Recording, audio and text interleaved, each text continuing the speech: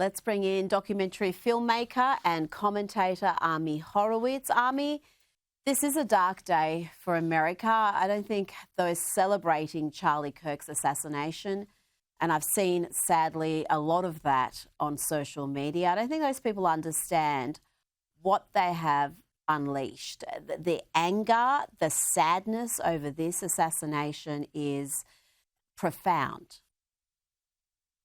Yeah, I think you're right. And before I spit fire, and believe me that I will, let me take a step back and talk about Charlie for a moment and just some personal anecdotes. I considered him a friend. Even though we were a generation apart, he was somebody that if I had a question or some advice, I'd call them and reach out to him. And he's so generous with his time. The first time I met him, God, it was well over 10 years ago, maybe 13, 14 years ago. He was a teenager. He was just starting Turning Point. I think we met at a PragerU conference in California. And somebody introduced the two of us. So this is a guy you should know. His name is Charlie Kirk. He's a comer. And Charlie had been fundraising for Turning Point USA, right? It was to see the beginning of this organization.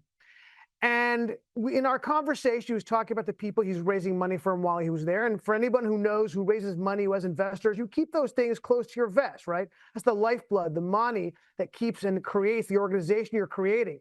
And he mentioned one of these billionaires that he raised some money from. And I just mentioned, just casually, that's a great guy to get money from. I've been trying to reach him for years. Not even asking for a favor. And he immediately said, here's the guy's cell phone number. Give him a call. I'm sure he's happy to help. Okay, that was the kind of guy Charlie Kirk was, okay? A friend to all, yeah. A hater of no one. He criticized people, but he did not have hatred in his heart, which makes this even more difficult.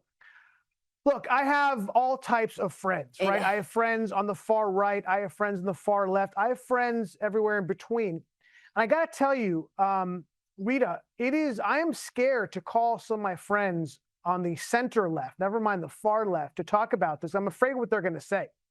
Going over the social media, going over Instagram and Facebook and Twitter, and listening to what people are saying, even on the mainstream media. I heard you talk about MSNBC over and over again. I think it's important to note the callousness in which they're covering this saddens me and scares me. And if a friend of mine said to me, "Oh, I'm so happy Charlie Kirk is dead," I don't know if I could talk to that person again. I got to be honest with you, Rita. It's just this one divide, and it's blaming it's so funny. It's the left blaming the victim, right? He deserved it, what he said. By the way, he wasn't an alt-right figure. He was a mainstream Republican, right? He believed in family values. He believed that if you're a woman, you're a woman. If you're a man, if you're a man. He didn't have hate in his heart. He was about openness. He had a free speech roadshow, right, where he went to engage people on the left, not to demonize them or attack them, to find out what they thought. And this, I got to say this, we talked about the violence of the left over and over again. I hate it, but we keep talking about it because it's a recurring theme in our political landscape. And this is another example of that truth, that the political violence we've seen mostly, not exclusively, but mostly comes from the left. And we see on the right, what that actually is the exception that proves the rule, right? And I want to go back for a second to Luigi Mangione, because I got to say, every time I think about Charlie's death, I think about Luigi Mangione. That to me was really, and the pun is intended, the turning point to this. Because it was when he was murdered, this man who was a healthcare executive, he wasn't even a political figure, right? He didn't have, as far as I know, any political thoughts, certainly not publicly, right? He was a businessman who was murdered because he happened to be in an industry the left didn't like, okay?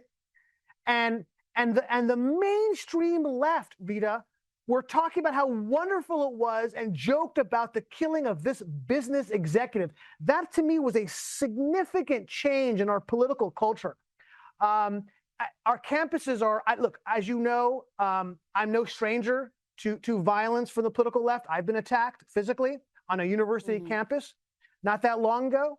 Why? Because I raised the American flag. Look, you said it. This is something, they've unleashed something dark and terrible, and I'm afraid of what's to come.